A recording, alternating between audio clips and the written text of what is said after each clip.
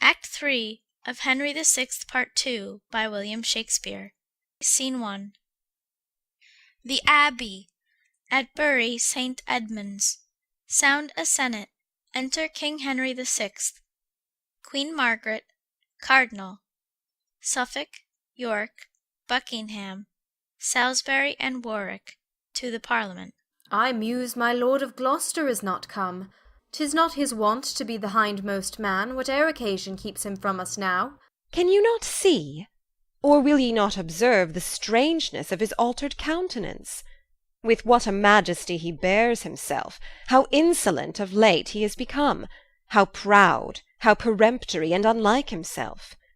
We know the time since he was mild and affable, and if we did but glance a far-off look, immediately he was upon his knee, that all the court admired him for submission. But meet him now, and be it in the morn, when every one will give the time of day, he knits his brow, and shows an angry eye, and passeth by with stiff unbowed knee, disdaining duty that to us belongs. Small curs are not regarded when they grin, but great men tremble when the lion roars, and Humphrey is no little man in England. First note that he is near you in descent, and should you fall, he as the next will mount. Meseemeth then it is no policy, respecting what a rancorous mind he bears, and his advantage following your decease, that he should come about your royal person, or be admitted to your highness' council. By flattery hath he won the commons' hearts, and when he please to make commotion, 'tis to be feared they all will follow him. Now 'tis the spring, and weeds are shallow-rooted. Suffer them now, and they'll o'ergrow the garden, and choke the herbs for want of husbandry. The reverent care I bear unto my lord made me collect these dangers in the Duke.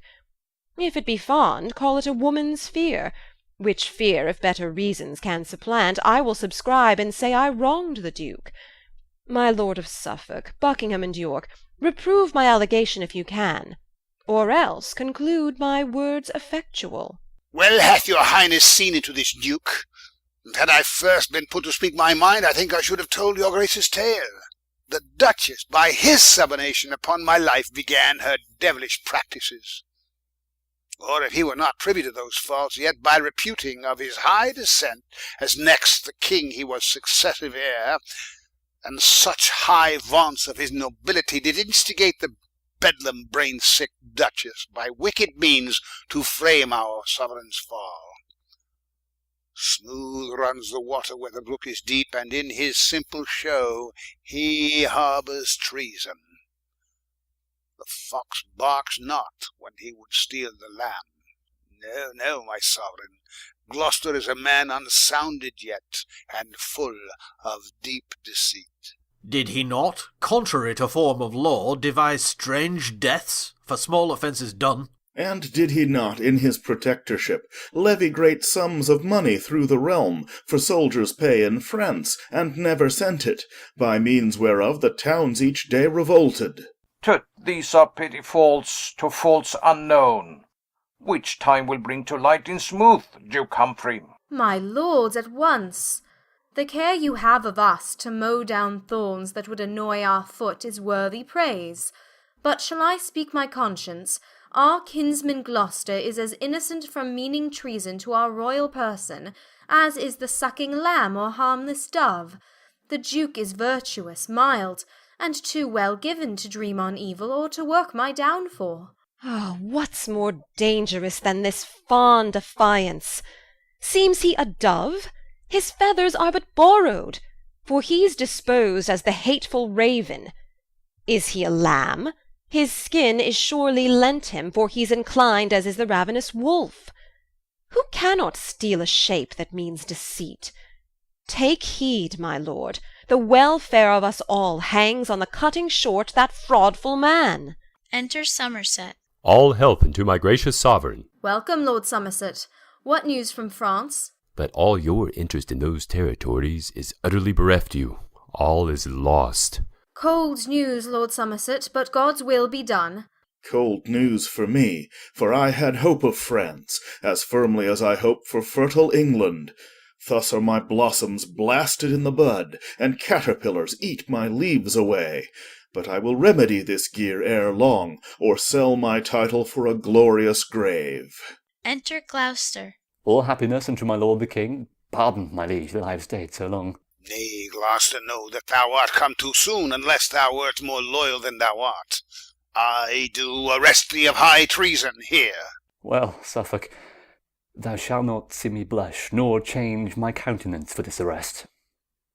A heart unspotted is not easily daunted. The purest spring is not so free from mud as I am clear from treason to my sovereign. Who can accuse me? Wherein am I guilty? 'Tis thought, my lord, that you took bribes of France, and, being protector, stayed the soldiers' pay, by means whereof his highness hath lost France. Is it but thought so? What are they that think it? I never robbed the soldiers of their pay, nor ever had 1 penny bribe from France.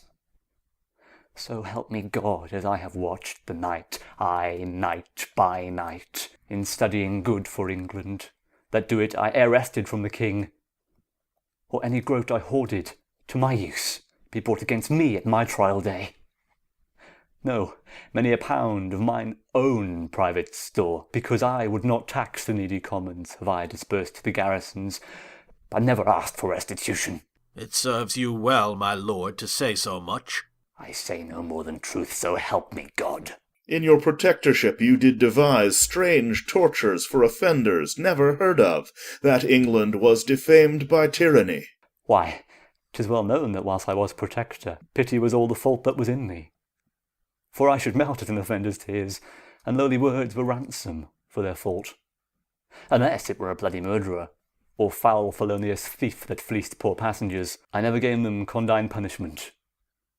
Murder indeed, that bloody sin, I tortured above the felloner. What trespass else? My lord, these faults are easy, quickly answered, but mightier crimes are laid unto your charge, whereof you cannot easily purge yourself. I do arrest you in his highness' name, and here commit you to my lord Cardinal, to keep until your further time of trial. My lord of Gloucester, 'tis my special hope that you will clear yourself from all suspect. My conscience tells me you are innocent. Ah, gracious lord, these days are dangerous. Virtue is choked with foul ambition, and charity chased hence by a rancor's hand. Foul subordination is predominant, and equity exiled your highness's land. I know their complot is to have my life, and if my death might make this island happy, and prove the period of their tyranny, I would spend it with all willingness. But mine is made the prologue to their play, for thousands more that yet suspect no peril will not conclude their plotted tragedy. Beaufort's red, sparkling eyes blab his heart's malice, and Suffolk's cloudy brow his stormy hate. Sharp Buckingham unburdened with his tongue the envious load that lies upon his heart, and dogged York that reaches at the moon, whose overweening arm I have plucked back by false accused, doth level at my life. And you, my sovereign lady, with the rest, causeless, have laid disgraces on my head, and with your best endeavour have stirred up my leafest liege to be mine enemy. Aye, all you have laid your heads together. Myself had notice of your conventicles, and ought to make away my guiltless life. I shall not want false witness to condemn me, nor store of treasons to augment my guilt. The ancient proverb will be well affected. A staff is quickly found to beat a dog. My liege, his railing is intolerable. If those that care to keep your royal person from treason's secret knife and traitor's rage be thus upbraided, chid, and rated at, and the offender granted scope of speech, 'twill make them cool in zeal unto your grace. Hath he not twit our sovereign lady here with ignominious words, though clerkly couched, as if she had suborned some to swear false allegations to o'erthrow his state? But I can give the loser leave to chide. Far truer spoke than meant. I lose indeed, beshrew the winners, for they played me false. And well such losers may have leave to speak. He'll wrest the sense and hold us here all day. Lord Cardinal, he is your prisoner. Sirs, take away the Duke and guard him sure. Ah, thus King Henry throws away his crutch before his legs be firm to bear his body. Thus is the shepherd beaten from thy side, and wolves are gnarling who shall gnaw thee first. Ah, that my fear were false. Ah, that it were. For, good King Henry, thy decay I fear. Exit guarded.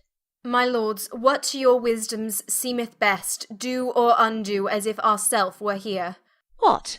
Will your highness leave the Parliament? Ay, Margaret, my heart is drowned with grief, whose flood begins to flow within mine eyes, my body round and girt with misery, for what's more miserable than discontent? Ah, Uncle Humphrey, in thy face I see the map of honour, truth, and loyalty. And yet, good Humphrey, is the hour to come that ere I proved thee false or feared thy faith. What lowering star now envies thy estate, that these great lords and Margaret our queen do seek subversion of thy harmless life? Thou never didst them wrong, nor no man wrong. And as the butcher takes away the calf, and binds the wretch, and beats it when it strays, bearing it to the bloody slaughter-house, even so remorseless have they borne him hence. And as the dam runs lowing up and down, looking the way her harmless young one went, and can do naught but wail her darling's loss, even so myself bewails good Gloucester's case, with sad unhelpful tears, and with dimmed eyes look after him, and cannot do him good. So mighty are his vowed enemies. His fortunes I will weep, and twixt each groan say, who's a traitor? Gloucester he is none. Exeunt all but Queen Margaret, Cardinal, Suffolk, and York. Somerset remains apart. Free lords, cold snow melts with the sun's hot beams. Henry, my lord, is cold in great affairs, too full of foolish pity, and Gloucester's show beguiles him as the mournful crocodile with sorrow snares relenting passengers, or as the snake rolled in a flowering bank with shining checkered slough doth sting a child that for the beauty thinks it excellent. Believe me, lords, were none more wise than I, and yet herein I judge mine own wit good, this Gloucester should be quickly rid the world, to rid us of the fear we have of him. That he should die is worthy policy, but yet we want a colour for his death. 'Tis meet he be condemned by course of law. But in my mind that were no policy. The king will labour still to save his life, the commons haply rise to save his life. Yet we have but trivial argument more than mistrust that shows him worthy death. So that by this you would not have him die? Ah, York, no man alive so fain as I. 'Tis York that hath more reason for his death. But my lord Cardinal, and you, my lord of Suffolk, say as you think, and speak it from your souls. Were't not all one, an empty eagle were set to guard the chicken from a hungry kite, as placed Duke Humphrey for the king's protector? So the poor chicken should be sure of death. Madam, 'tis true. And were't not madness then to make the fox surveyor of the fold, who, being accused a crafty murderer, his guilt should be but idly posted over, because his purpose is not executed? No, let him die in that he is a fox, by nature proved an enemy to the flock, before his chaps be stained with crimson blood, as Humphrey proved by reasons to my liege. And do not stand on quillets how to slay him, be it by gins, by snares, by subtlety, sleeping or waking, 'tis no matter how, so he be dead. For that is good deceit, which mates him first, that first intends deceit. Thrice noble Suffolk, 'tis resolutely spoke. Not resolute, except so much were done. For things are often spoke and seldom meant. but that my heart accordeth with my tongue, seeing the deed is meritorious, and to preserve my sovereign from his foe. Say but the word, and I will be his priest. But I would have him dead, my lord of Suffolk, ere you can take due orders for a priest. Say you consent, and censure well the deed, and I'll provide his executioner. I tender so the safety of my liege. Here is my hand, the deed is worthy doing. And so say I. And I. And now we three have spoke it skills not greatly who impugns our doom. Enter a post. Great lords, from Ireland am I come amain, to signify that rebels there are up, and put the Englishmen unto the sword. Send succours, lords, and stop the rage betime, before the wound do grew uncurable. For, being green, there is great hope of help. A breach that craves a quick expedient stop. What counsel give you in this weighty cause? That Somerset be sent as regent thither. 'Tis meet that lucky ruler be employed. Witness the fortune he hath had in France. If York, with all his far-fetched policy, had been the regent there instead of me, he never would have stayed in France so long. No, not to lose it all, as thou hast done. I rather would have lost my life betimes than bring a burthen of dishonour home by staying there so long till all were lost. Show me one scar charactered on thy skin. Men's flesh preserved so whole do seldom win. Nay, then, this spark will prove a raging fire, if wind and fuel be brought to feed it with. No more, good York. Sweet Somerset, be still. Thy fortune, York, hadst thou been regent here, might happily have proved far worse than his. What, worse than naught? Nay, then, a shame take all. And in the number, thee that wishest shame. My lord of York, try what your fortune is. The uncivil kerns of Ireland are in arms, and temper clay with blood of Englishmen. To Ireland will you lead a band of men, collected choicely, from each county some, and try your hap against the Irishmen? I will, my lord, so please his majesty. Why, our authority is his consent, and what we do establish he confirms. Then, noble York, take thou this task in hand. I am content. Provide me soldiers, lords, whiles I take order for mine own affairs. A charge, Lord York, that I will see performed. But now return we to the false Duke Humphrey. No more of him, for I will deal with him that henceforth he shall trouble us no more. And so break off. The day is almost spent. Lord Suffolk, you and I must talk of that event. My lord of Suffolk, within 14 days at Bristol I expect my soldiers, for there I'll ship them all for Ireland. I'll see it truly done, my Lord of York. Exeunt all but York. Now, York, or never. Steel thy fearful thoughts, and change misdoubt to resolution.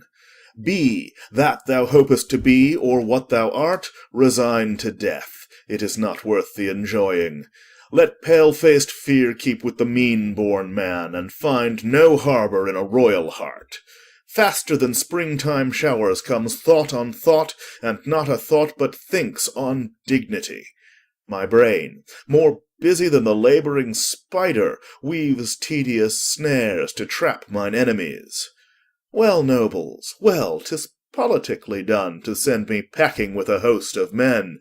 I fear me you but warm the starved snake, who, cherished in your breasts, will sting your hearts. 'Twas men I lacked, and you will give them me. I take it kindly. And yet be well assured you put sharp weapons in a madman's hands. Whiles I in Ireland nourish a mighty band, I will stir up in England some black storm, shall blow 10,000 souls to heaven or hell. And this fell tempest shall not cease to rage until the golden circuit on my head, like to the glorious sun's transparent beams, do calm the fury of this mad-bred flaw. And for a minister of my intent, I have seduced a headstrong Kentishman, John Cade of Ashford, to make commotion, as full well he can, under the title of John Mortimer. In Ireland have I seen this stubborn Cade oppose himself against a troop of kerns, and fought so long till that his thighs with darts were almost like a sharp-quilled porpentine. and, in the end being rescued, I have seen him caper upright like a wild Morisco, shaking the bloody darts, as he his bells. Full often, like a shag-haired crafty kern, hath he conversed with the enemy, and undiscovered come to me again, and given me notice of their villainies. Devil here shall be my substitute. For that John Mortimer, which now is dead, in face, in gait, in speech he doth resemble. By this I shall perceive the commons' mind, how they affect the house and claim of York. Say he be taken, racked and tortured, I know no pain they can inflict upon him will make him say I moved him to those arms. Say that he thrive, as 'tis great like he will. Why then, from Ireland come I with my strength, and reap the harvest which that rascal sowed. For Humphrey being dead, as he shall be, and Henry put apart, the next for me. Exit. Scene 2. Bury St. Edmunds, a room of state. Enter certain murderers hastily. Run to my Lord of Suffolk, let him know we have dispatched the Duke as he commanded. Oh, that it were to do! What have we done? Didst ever hear a man so penitent? Enter Suffolk. Here comes my lord. Now, sirs, have you dispatched this thing? Aye, my good lord, he's dead. Well, that's well said. Go get you to my house. I will reward you for this venturous deed. The king and all the peers are here at hand. Have you laid fair the bed? Is all things well according as I gave directions? 'Tis my good lord. Away, begone. Exeunt murderers. Sound trumpets. Enter King Henry the Sixth, Queen Margaret, Cardinal, Somerset, with attendants. Go, call our uncle to our presence straight. Say we intend to try his grace today, if he be guilty, as 'tis published. I'll call him presently, my noble lord. Exit. Lords, take your places, and I pray you all proceed no straighter against our uncle Gloucester, than from true evidence of good esteem he be approved in practice culpable. God forbid any malice should prevail that faultless may condemn a nobleman. Pray God he may acquit him of suspicion. I thank thee, Meg. These words content me much. Re-enter Suffolk. How now? Why look'st thou pale? Why tremblest thou? Where is our uncle? What's the matter, Suffolk? Dead in his bed, my lord. Gloucester is dead. Marry, God forfend! God's secret judgment. I did dream to-night the Duke was dumb and could not speak a word. King Henry the Sixth swoons. How fares my lord? Help, lords, the king is dead. Rear up his body, wring him by the nose. Run, go, help, help! O Henry, ope thine eyes. He doth revive again, madam, be patient. O heavenly God! How fares my gracious lord? Comfort, my sovereign, gracious Henry, comfort. What, doth my Lord of Suffolk comfort me? Came he right now to sing a raven's note, whose dismal tune bereft my vital powers? And thinks he that the chirping of a wren, by crying comfort from a hollow breast, can chase away the first conceived sound? Hide not thy poison with such sugared words. Lay not thy hands on me, forbear, I say. Their touch affrights me as a serpent's sting. Thou baleful messenger, out of my sight! Upon thy eyeballs murderous tyranny sits in grim majesty to fright the world. Look not upon me, for thine eyes are wounding. Yet do not go away. Come, basilisk, and kill the innocent gazer with thy sight. For in the shade of death I shall find joy, in life but double death now Gloucester's dead. Why do you rate my Lord of Suffolk thus? Although the Duke was enemy to him, yet he most Christian-like laments his death. And for myself, foe as he was to me, might liquid tears, or heart-offending groans, or blood-consuming sighs recall his life, I would be blind with weeping, sick with groans, look pale as primrose with blood-drinking sighs, and all to have the noble Duke alive. What know I how the world may deem of me? For it is known we were but hollow friends. It may be judged I made the Duke away, so shall my name with slander's tongue be wounded, and princes' courts be filled with my reproach. This get I by his death, I me unhappy, to be a queen and crowned with infamy. Ah, woe is me for Gloucester, wretched man! Be woe for me more wretched than he is. What, dost thou turn away and hide thy face? I am no loathsome leper. Look on me. What, art thou like the adder, waxen deaf? Be poisonous too, and kill thy forlorn queen. Is all thy comfort shut in Gloucester's tomb? Why then, Dame Margaret was ne'er thy joy. Erect his statue and worship it, and make my image but an alehouse sign. Was I for this, nigh wrecked upon the sea, and twice by awkward wind from England's bank drove back again unto my native clime? What boded this, but well forewarning wind did seem to say, seek not a scorpion's nest, nor set no footing on this unkind shore? What did I then, but cursed the gentle gusts, and he that loosed them forth their brazen caves, and bid them blow towards England's blessed shore, or turn our stern upon a dreadful rock, that Aeolus would not be a murderer, but left that hateful office unto thee? The pretty vaulting sea refused to drown me, knowing that thou wouldst have me drowned on shore, with tears as salt as sea, through thy unkindness. The splitting rocks cowered in the sinking sands, and would not dash me with their ragged sides, because thy flinty heart, more hard than they, might in thy palace perish Margaret. As far as I could ken thy chalky cliffs, when from thy shore the tempest beat us back, I stood upon the hatches in the storm, and when the dusky sky began to rob my earnest gaping sight of thy land's view, I took a costly jewel from my neck, a heart it was, bound in with diamonds, and threw it towards thy land. The sea received it, and so I wish thy body might my heart.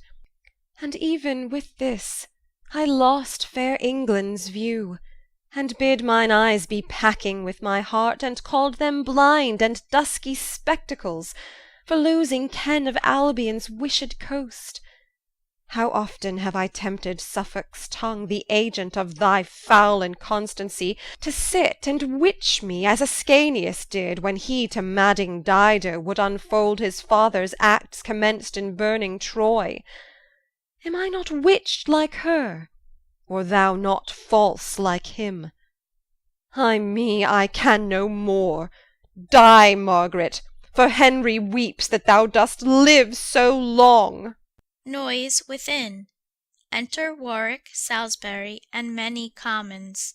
It is reported, mighty sovereign, that good Duke Humphrey traitorously is murdered by Suffolk and the Cardinal Beaufort's means. The commons, like an angry hive of bees that want their leader, scatter up and down, and care not who they sting in his revenge. Myself have calmed their spleenful mutiny, until they hear the order of his death. That he is dead, good Warwick, 'tis too true, but how he died, God knows, not Henry. Enter his chamber, view his breathless corpse, and comment then upon his sudden death. That shall I do, my liege. Stay, Salisbury, with the rude multitude till I return. Exit. O thou that judgest all things, stay my thoughts that labour to persuade my soul some violent hands were laid on Humphrey's life. If my suspect be false, forgive me, God, for judgment only doth belong to thee. Fain would I go to chafe his paly lips with 20,000 kisses, and to drain upon his face an ocean of salt tears, to tell my love unto his dumb deaf trunk, and with my fingers feel his hand unfeeling. But all in vain are these mean obsequies, and to survey his dead and earthly image, what were it but to make my sorrow greater? Re-enter Warwick and others, bearing Gloucester's body on a bed. Come hither, gracious sovereign, view this body. That is to see how deep my grave is made. For with his soul fled all my worldly solace. For seeing him, I see my life in death. As surely as my soul intends to live with that dread king that took our state upon him, to free us from his father's wrathful curse? I do believe that violent hands were laid upon the life of this thrice-famed Duke. A dreadful oath sworn with a solemn tongue. What instance gives Lord Warwick for his vow? See how the blood is settled in his face. Oft have I seen a timely parted ghost, of ashy semblance, meagre, pale and bloodless, being all descended to the labouring heart, who, in the conflict that it holds with death, attracts the same for aidance gainst the enemy, which with the heart there cools, and ne'er returneth to blush and beautify the cheek again. But see, his face is black and full of blood, his eyeballs further out than when he lived, staring full ghastly like a strangled man, his hair upreared, his nostrils stretched with struggling, his hands abroad displayed, as one that grasped and tugged for life, and was by strength subdued. Look, on the sheets, his hair, you see, is sticking, his well-proportioned beard made rough and rugged, like to the summer's corn by tempest lodged. It cannot be but he was murdered here. The least of all these signs were probable. Why, Warwick, who should do the Duke to death? Myself and Beaufort had him in protection, and we, I hope, sir, are no murderers. But both of you were vowed Duke Humphrey's foes, and you, forsooth, had the good Duke to keep. 'Tis like you would not feast him like a friend, and 'tis well seen he found an enemy. Then you belike suspect these noblemen as guilty of Duke Humphrey's timeless death. Who finds the heifer dead and bleeding fresh, and sees fast by a butcher with an axe, but will suspect 'twas he that made the slaughter? Who finds the partridge in the puttock's nest, but may imagine how the bird was dead, although the kite soar with unbloodied beak? Even so suspicious is this tragedy. Are you the butcher, Suffolk? Where's your knife? Is Beaufort termed a kite? Where are his talons? I wear no knife to slaughter sleeping men, but here's a vengeful sword, rusted with ease, that shall be scoured in his rancorous heart that slanders me with murder's crimson badge. Say, if thou darest, proud lord of Warwickshire, that I am faulty in Duke Humphrey's death. Exeunt Cardinal, Somerset, and others. What dares not Warwick, if false Suffolk dare him? He dares not calm his contumelious spirit, nor cease to be an arrogant controller, though Suffolk dare him 20,000 times. Madam, be still.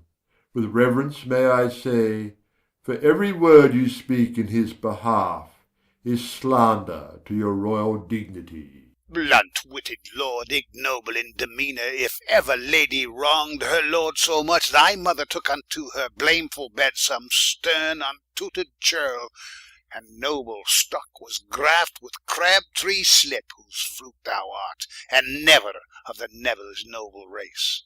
But that the guilt of murder bucklers thee, and I should rob the deathsman of his fee, quitting thee thereby of 10,000 shames, and that my sovereign's presence makes me mild, I would, false murderous coward, on thy knee make thee beg pardon for thy passed speech, and say it was thy mother that thou meanest, that thou thyself was born in bastardy, and after all this fearful homage done, give thee thy hire, and send thy soul to hell, pernicious blood-sucker of sleeping men.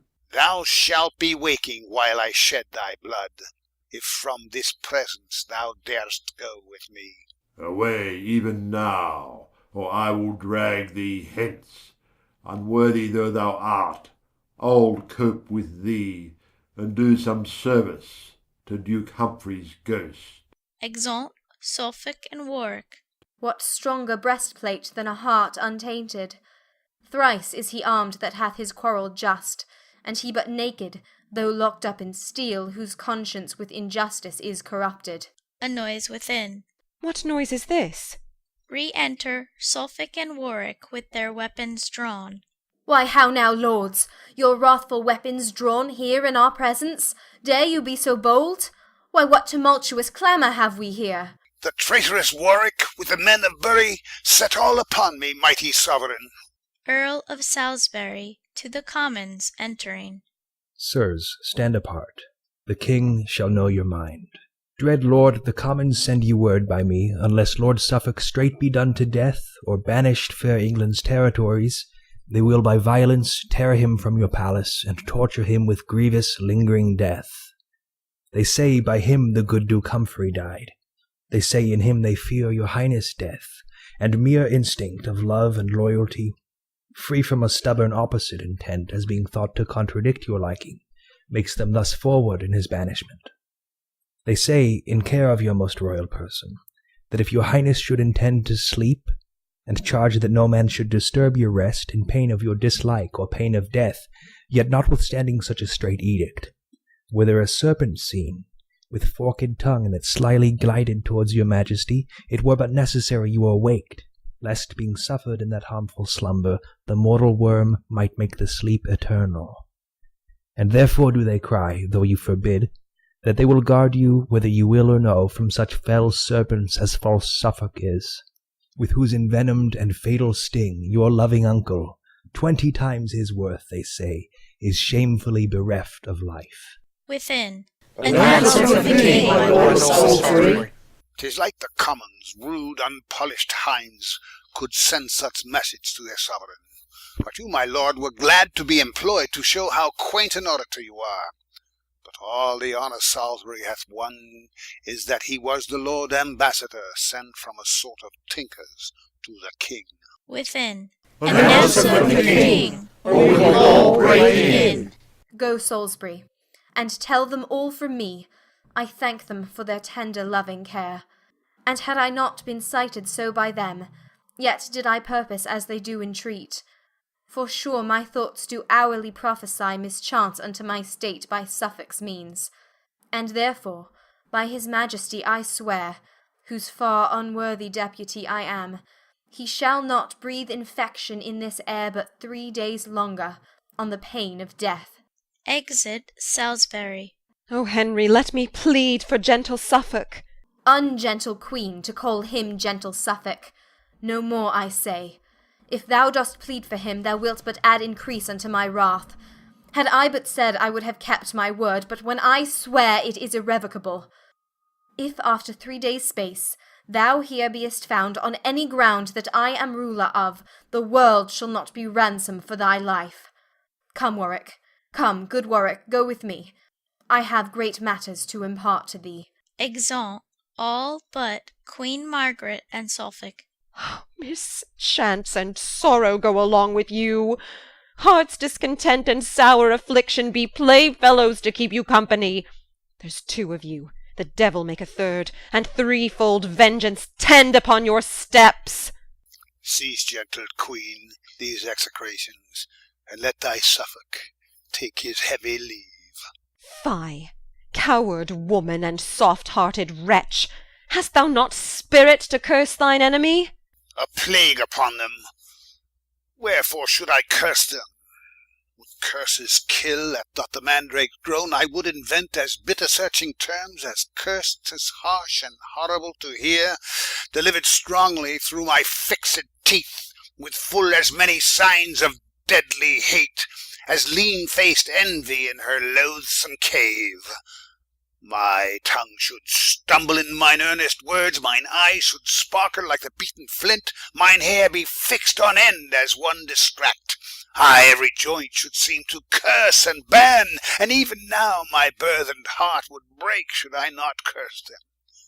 Poison be their drink, gall, worse than gall, the daintiest that they taste, their sweetest shade a grove of cypress trees, their chiefest prospect murdering basilisks, their softest touch as smart as lizard's sting, their music frightful as the serpent's hiss, and boding screech owls make the concert full, all the foul terrors in dark-seated hell. Enough, sweet Suffolk, thou torment'st thyself. And these dread curses, like the sun gainst glass, or like an overcharged gun, recoil and turn the force of them upon thyself. You bade me ban, and will you bid me leave? Now, by the ground that I am banished from, well could I curse away a winter's night, though standing naked on a mountain top where biting cold would never let grass grow, and think it but a minute spent in sport. Oh, let me entreat thee cease. Give me thy hand, that I may dew it with my mournful tears, nor let the rain of heaven wet this place to wash away my woeful monuments. Oh, could this kiss be printed in thy hand, that thou mightst think upon these by the seal, through whom 1,000 sighs are breathed for thee. So get thee gone, that I may know my grief. 'Tis but surmised whilst thou art standing by, as one that surfeits thinking on a want. I will repeal thee, or be well assured adventure to be banished myself, and banished I am, if but from thee. Go, speak not to me, even now be gone. No, go not yet. Even thus two friends condemned embrace, and kiss, and take 10,000 leaves, loather 100 times to part than die. Yet now farewell, and farewell life with thee. Thus is poor Suffolk 10 times banished, once by the king, and 3 times thrice by thee. 'Tis not the land I care for, wert thou hence. A wilderness is populous enough, so Suffolk had thy heavenly company. For where thou art, there is the world itself, with every several pleasure in the world. And where thou art not, desolation. I can no more. Live thou to joy thy life, myself no joy in naught but that thou livest. Enter Vaux. Whither goes Vaux so fast? What news, I prithee? To signify unto his Majesty that Cardinal Beaufort is at point of death. For suddenly a grievous sickness took him, that makes him gasp and stare and catch the air, blaspheming God and cursing man on earth. Sometimes he talks as if Duke Humphrey's ghost were by his side. Sometime he calls the king, and whispers to his pillow as to him the secrets of his overcharged soul. And I'm sent to tell his Majesty that even now he cries aloud for him. Go, tell this heavy message to the king. Exit Vaux. Ay me, what is this world? What news are these? But wherefore grieve I at an hour's poor loss, omitting Suffolk's exile, my soul's treasure? Why only, Suffolk, mourn I not for thee, and with the southern clouds content in tears, theirs for the earth's increase, mine for my sorrows? Now get thee hence, the king thou know'st is coming. If thou be found by me, thou art but dead. If I depart from thee, I cannot live, and in thy sight to die, what were it else but like a pleasant slumber in thy lap? Here could I breathe my soul into the air, as mild and gentle as the cradle babe, dying with mother's dug between its lips. Where from thy sight I should be raging mad, and cry out for thee to close up mine eyes, to have thee with thy lips to stop my mouth. So shouldst thou either turn my flying soul, or I should breathe it so into thy body, and then it lived in sweet Elysium. To die by thee were but to die in jest. From thee to die were torture more than death. Ah, let me stay, befall what may befall. Away, Though parting be a fretful corrosive, it is applied to a deathful wound. To France, sweet Suffolk, let me hear from thee, for wheresoe'er thou art in this world's globe, I'll have an iris that shall find thee out. I go. And take my heart with thee. A jewel locked into the woefulest cask that ever did contain a thing of worth. Even as a splitted bark, so sunder we. This way fall I to death. This way for me. Exeunt severally. Scene 3. A bedchamber. Enter the King, Salisbury, Warwick, to the Cardinal in bed. How fares my lord? Speak, Beaufort, to thy sovereign. If thou beest death, I'll give thee England's treasure, enough to purchase such another island, so thou wilt let me live, and feel no pain. Ah, what a sign it is of evil life, where death's approach is seen so terrible. Beaufort, it is thy sovereign speaks to thee. Bring me unto my trial when you will. Died he not in his bed? Where should he die? Can I make men live, whether they will or no? Oh, torture me no more. I will confess. Alive again? Then show me where he is. I'll give £1,000 to look upon him. He hath no eyes. The dust hath blinded them. Comb down his hair. Look, look, it stands upright, like lime twigs set to catch my winged soul. Give me some drink, and bid the apothecary bring the strong poison that I bought of him. O thou eternal mover of the heavens, look with a gentle eye upon this wretch. O beat away the busy meddling fiend that lays strong siege unto this wretch's soul, and from his bosom purge this black despair. See how the pangs of death do make him grin. Disturb him not, let him pass peaceably. Peace to his soul, if God's good pleasure be. Lord Cardinal, if thou think'st on heaven's bliss, hold up thy hand, make signal of thy hope. He dies, and makes no sign. O God, forgive him. So bad a death argues a monstrous life. Forbear to judge, for we are sinners all. Close up his eyes and draw the curtain close, and let us all to meditation. Exeunt. End of Act 3.